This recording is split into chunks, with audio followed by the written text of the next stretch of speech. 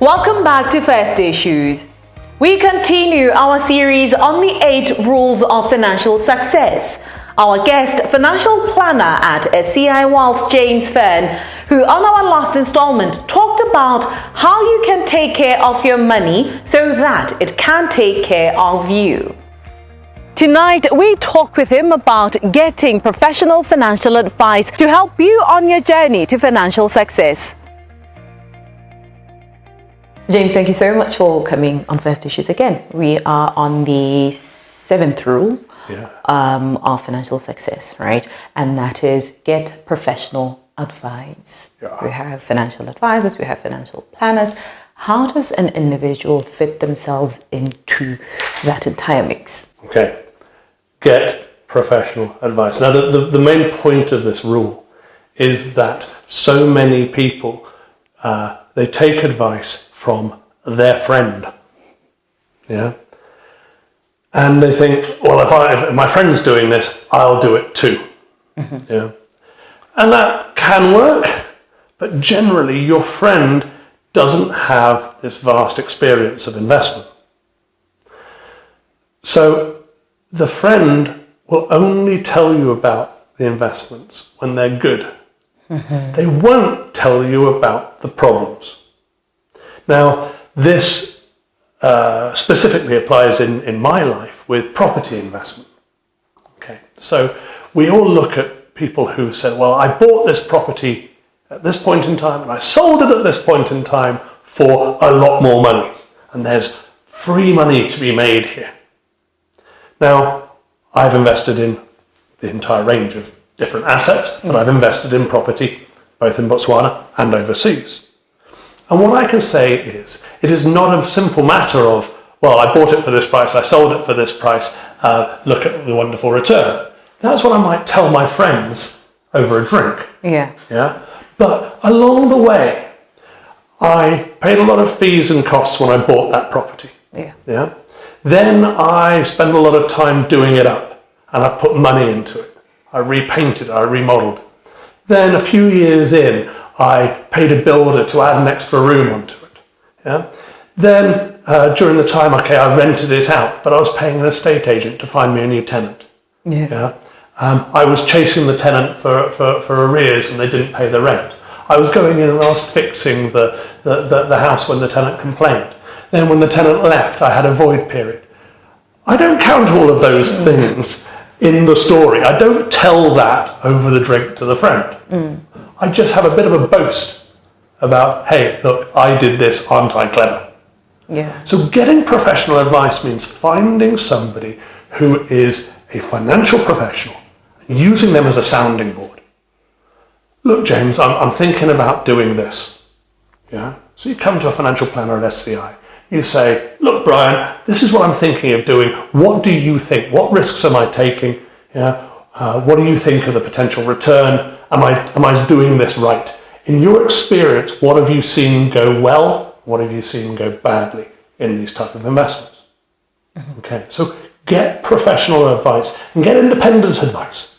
What is independent advice? Most people in Botswana who call themselves financial advisors are unqualified insurance salesmen. And they're remunerated on commission. So their job is to sell you an investment, but what they're actually doing is they're trying to provide themselves with some commission. And that commission is usually paid once off upfront when the sale's made. So they're talking to you about an investment which is going to be over a period of 10 years, say, but they're remunerated on day one and they're never paid again. So independent advice is from somebody who's on your side, who's not employed by an insurance company or employed by an investment firm to sell an investment. So when you're looking for a financial planner, you need to be asking them, well, what's your status? Are you independent, or are you selling a product? Okay.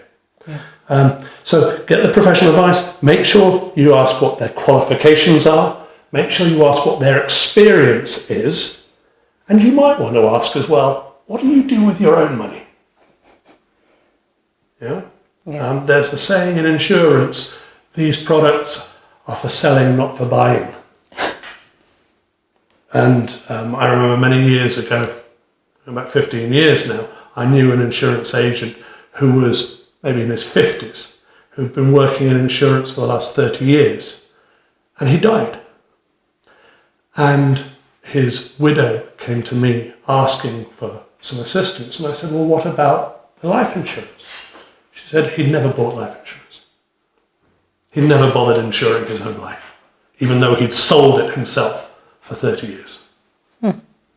So get professional advice. From an independent financial professional. How accessible are these professionals, or how much education is around them? Because I want to believe that if people knew where to find them, we would not be seeing this level of, a myriad of financial issues, which include over-indebtedness. Unfortunately, the model historically in Botswana has been that financial services are provided for sales commission. So somebody comes to your office and sells a loan. Yeah. Why? So that they can get some commission themselves. Yeah. They're motivated to push the loans. The unions are motivated to push the loans. Most of the unions' income comes from the debt industry. People are motivated to try and push people into debt. So there aren't many firms of independent financial planners. Yeah? SCI is, I hope, a shining example. Yeah? But we're not motivated to go out and push our financial planning advice to somebody. You have to come to us and walk through our door and say, James, what do you think? Yeah? I'm not going to be knocking on your door trying to sell my product because I'm not motivated by the commission. The guy who's going to be knocking on your door is selling either an insurance policy or selling debt. In the next installment, James will bring the series to a close with a conversation on saving and investing for when you're old. Otherwise, thank you for your viewership.